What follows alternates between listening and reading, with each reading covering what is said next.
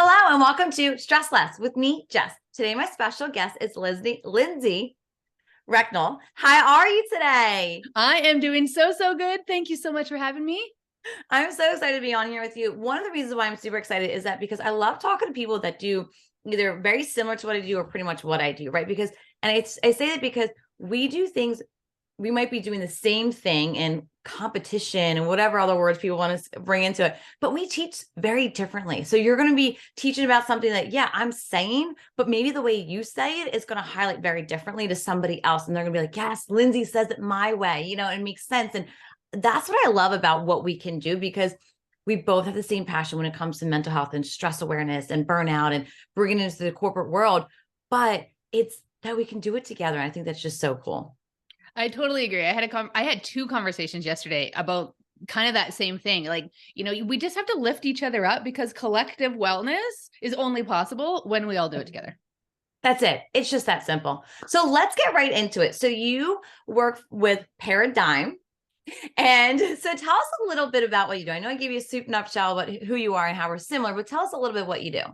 Yeah, you bet. So my organization is called Paradigm Corporate Wellness, and I am a mental health skills trainer. So I really think that there's been a gap in our education as managers and leaders to this point, where if you think sort of generationally, many of our senior leaders are in that Gen X, older millennial generation. And we were taught to be managers and leaders by baby boomers. And if you remember baby boomers, they were not allowed to talk about anything to do with stress and workload management and burnout. And heaven forbid, you might talk about feelings in the office, my heavens.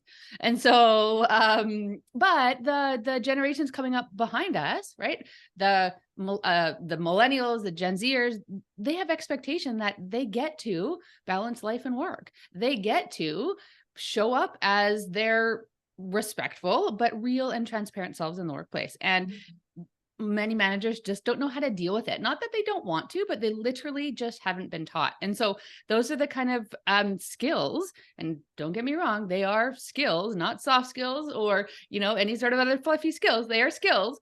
But those are the kind of skills that I like to teach, just so that we can all feel confident to navigate what is and can be super tricky if we just don't have the words and the language to use.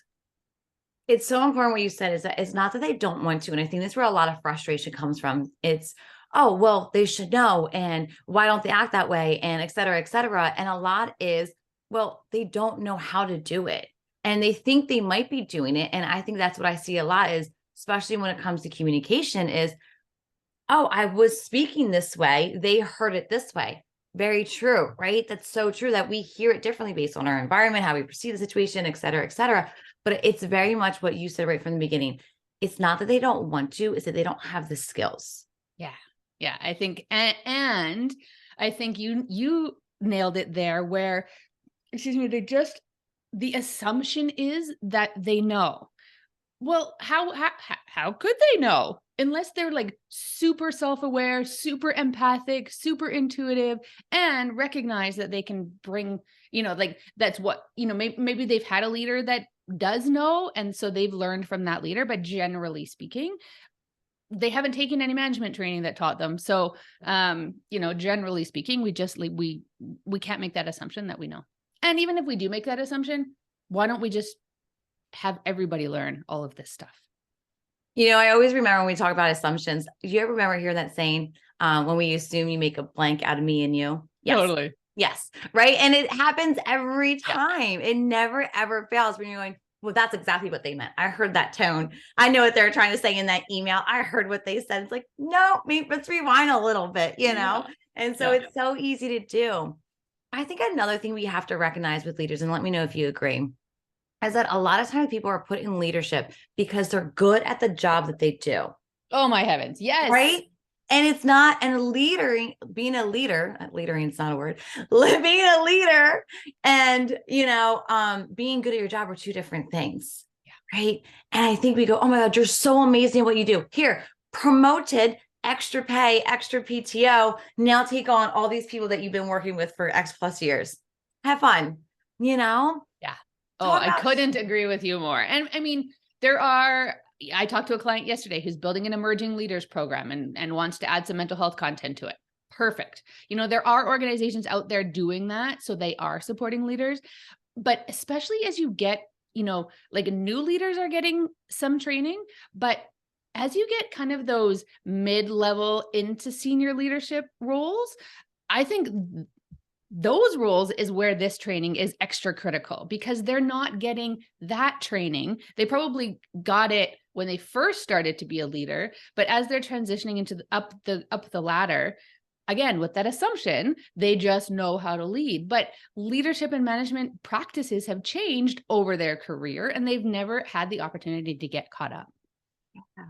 I think there's one other thing, and tell me again, please let me know if you agree. So one of my people that I follow is Simon Sinek. I believe you liked him too, right? Oh, I do. Right. Love him. And one of the things that he talks about is that at the upper level, right? So management's supposed to lead their supervisors, and supervisors are supposed to lead their employees. Employees are supposed to help the clients.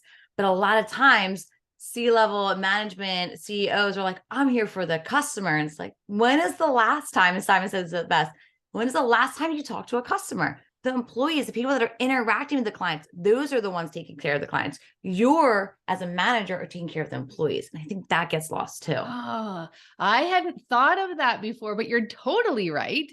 The C-suite is talking to big vendors, but they're not talking to frontline clients, like the people buying the products and services of the organization. You are totally right about that.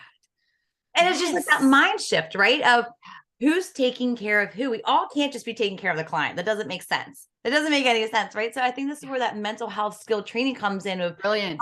How am I taking care of that employee, right? How am I giving them the support resources? That's my biggest thing, when they don't have the resources to support their job. So I love that we're on the same level. Yay, Lindsay. Now, so Lindsay, tell me a little bit more. What got you into this practice? Yeah. So this comes from a very personal journey. I was an IT consultant prior to this, in finance and project management. And 5 years ago, in 2018, I experienced total, complete, utter burnout. I was working too much. We were struggling with mental health and addiction here at home. And I just reached a point where it tipped over from being too much. And I tipped over into, I didn't have enough energy. I didn't have enough motivation. And truly, I didn't have enough cares left to give. And I was working for 2 leaders at the time. And I went to one leader and I said, this is what's happening. This is what's going on. And they said, sorry to hear that. Go back to work. You have a job to do. I went to the other leader and they said, sorry to hear that. How can I help? What do you need? All of this. Clearly, we want leader number 2's response. But in leader number 1's defense, didn't really know, right? I mean, also didn't have the self-awareness nor the motivation to learn, neither here nor there, but it was that gap. And I thought, I want everybody to have this experience, but most people are having this experience. How can I close that gap? And so, I was so fortunate, and I'm still so fortunate to be supported by leader number 2, who has just encouraged me to continue to talk about this stuff.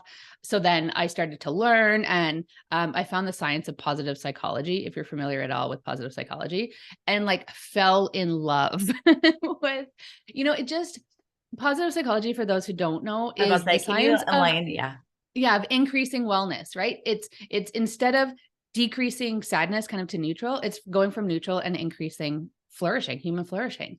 And it takes what we intuitively know about what's good about building connection and, aligning to value and all of that. And it puts evidence and science behind it. And I thought, holy Hannah, hope has a PR problem and I aim to solve it. And so I just started talking about this stuff, and eventually, leaders talk to leaders, and I had the opportunity to deliver workshops to other leaders. And here we are in 2023, and I live in the dream of delivering mental health skills training out into the world. And I think it's so cool because I always love hearing people's reasons for why they do stuff, right? It doesn't matter what business you're in, whether it's IT or whatever the case may be, right? We all have a reason why we're in there, and we all have that story. And to hear that you actually experience this no support, right? And seeing the difference, I think is really key, because you got to really experience, oh, I don't like this, and I like this and I want more of this. How do I educate others to do more of this? Because I found this beneficial. I found growth out of this. And I think that's what we forget we need. We can't just keep doing that same thing over and over again, right? So how do we keep growing and, like you said, flourishing through things? And I also love that you brought up positive psychology, because I think it gets a bad rep, like a lot of things, but I think it gets a bad rep, like, oh, just always be in a positive mood and always be happy. And it's like, that's not real. So, but there is a way to have more of that in your life. And how do you do it? So I just love that you're bringing that to work too, because it's such an important place. We spend so much time at work and so much time doing work. So how do we make the most of it and being happy? So I just love all that importance that you're bringing. So the listeners are listening and they're taking their notes and they're like, Lindsay, yes, speak my language. Can you break down what it looks like to work with you? So I have two big programs, or like offerings, I guess. The first is my mental health skills training certificate program. It's 21 hours of instruction. It qualifies for continuing education units for, various associations and professions. So if you're an HR professional through SHRM, it qualifies for your CEUs. If you're an accountant, if you're a lawyer, if you're an engineer, it qualifies for all of that. And it takes you through the skills you need to flourish as a leader and as an HR professional. So, 6 modules that focus on how to literally, like, scripts and questions on a slide. In some cases where it teaches you how to have a conversation. It's all fine and dandy to know that we need to speak out loud, that we need to share our thoughts, that we need to reach out to folks when we recognize that they're not feeling their best. But how the heck do you do that? Like, literally, what words do you use to have those conversations? So we talk about all of that. We also talk about navigating, like, within all of the legal and ethical and moral considerations that you need to make, because as leaders, we're not professionals or experts in the law. We don't know what we have to do versus what we can't do. And then when you wrap your own, like, policies, your organizational policies and governance around all of that, how do you make a decision when an employee brings you their life situation? How do you navigate within all of that? And so we teach that, the critical thinking skills within that. And then it ends with supporting you as a leader. And I think this is a gap that we miss, where we just say to leaders, you have to do this, you have to support your people, you have to manage up, you have to, forgetting sometimes that we are also human and we have our own stuff, and we are also working well at home and navigating all of that nonsense. And so the last module is to support you as a leader. So it's beautiful. It wraps it all up in a, like, lovely, lovely way. And there's nothing like it out there. We partner with HR associations in North America, and they have told us that there's nothing out there like it. And so I feel really confident in its power. So that's cool. So that's one. And then the second thing is, for organizations, and mostly it positively impacts individual contributors. So it's a subscription program. I call it the language of mental health. And it's mostly organizations will sign up for a year, and they will get a new package of content on a particular topic, a mental health related topic, either once a month or once a quarter. And they're topics like burnout, the upside of stress, compassionate leadership. We're doing a spring into fitness one in April. We're doing a cognitive diversity one in May. So, you and the organization gets to choose from 36 topics. So literally wherever your organization is at, there's a topic to support. And they are presentations and resources where typically we do a kickoff at the beginning of the month, but then you're supported with extra resources, like literally extra slides with speaker's notes that you can, as a leader or an individual contributor, can have conversations with each other and have the language. So you don't have to do your own research. You don't have to know what to say. You literally could read the slides and just, like, have common language, because I really think mental health is not one and done. We can't just, lunch and learns are awesome. And doing a one-off presentation on Mental Health Awareness Week, brilliant. Like, do it. Check that box. I'm here for it. But if you can also keep that motivation going, that's how you make transformational change. That's how it just becomes how we speak around here. And the language of mental health subscription is how people can do that. I love all of this. Okay. So now listeners have taken down all your amazing tools, wrote down all your amazing modules. What is the best way for them to get in contact with you? So LinkedIn, I am one of 2 Lindsay Recknells on LinkedIn, and I'm the Canadian one. So you can definitely find me there. And my website is Paradigm, Paradigm, CW for corporatewellness.com. And you can find all of my stuff right there. And I have podcasts as well. I have a couple of podcasts that you can find linked from the website as well. That's true. Lindsay, what is the one thing you want the listeners to take away from today? That feeling confident navigating mental health in the workplace is totally possible. It is scary and awkward and hard, but you can totally do it with a little bit of comprehension, truly, just knowing the words and language to feel confident to have those conversations. So amazing. You're amazing. Yeah, you're so good. Thank you. Before I let you go, are you ready for the lightning round? Bring it on. Let's do it. Let's do it. So on your behind screen, for the listeners that are listening and not watching, what you have 4 dogs on your background screen. Do you have 4 dogs?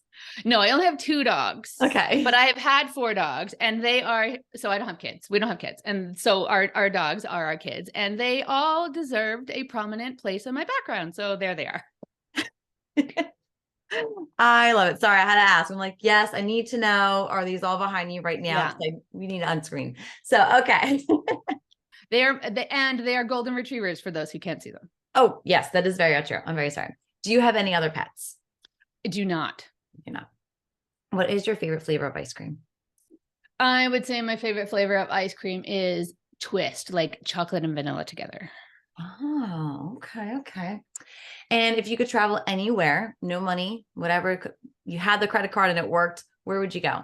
Ireland, hands down. Yes. Have you been there before? I have, but it was only 7 days and it was not long enough. And it was in 2014 and I dream about it all the time. What is the most adventurous thing you've ever done? So when I was in my 19, I was 19, I moved to New Zealand and a couple of my girlfriends came and spent a few days with us and we went sledging, which is whitewater rafting. So down this river, but you're on a like kickboard.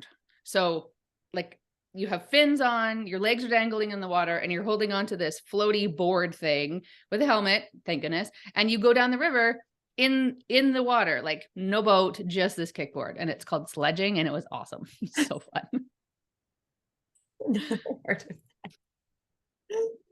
Oh, sorry. Now I'm thinking about my next question because I'm trying not to laugh. Okay. Regroup and scene. Okay. So, that's not what I want to say. What's your daily habit? What's a must non-negotiable daily habit you do? Make my bed. Really? Yeah. I have this clearly not so evidence supported theory that good like adulting equals making your bed in the morning. And it totally comes from when I was a kid. My mom and dad made their bed every morning and I have tons of respect and love and appreciation for my parents. And then I had another friend whose parents' bedroom was always a disaster and she didn't have such a great family life. And in my, 8-year-old mind, that's totally correlated now at 44. So I make my bed every day. I make hotel beds, to be clear. Like it's ridiculous. It is a non-negotiable habit. We are making that bed. Yeah. If I get home from travel, because my husband's not like that. If I get home from travel, like if I've been away and I come home and the bed's not made, I will make it before I get into it. Like it's ridiculous, Jess. It is ridiculous.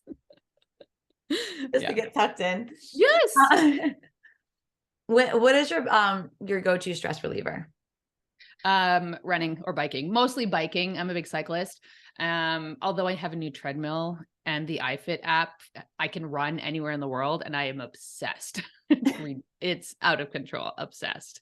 Because I can run in Ireland, like in my basement. It is amazing. That's pretty cool. Technology these days, man, Yeah, it's so crazy. It's fantastic. It's so great. Lindsay, I'm so excited you came on this podcast. I just appreciate all the knowledge you brought, the fun conversation. And again, everywhere, if you listen, when you're listening, if you want to connect with her, all her information is going to be in the show notes, whether the email you got, wherever you're listening, all the information will be there. Lindsay, thank you so much for being part of this podcast. It has been such a pleasure to get to know you and to be on the show. I just feel like we have such aligned energy and it's a great way to start the day. So thanks for having me. Of course.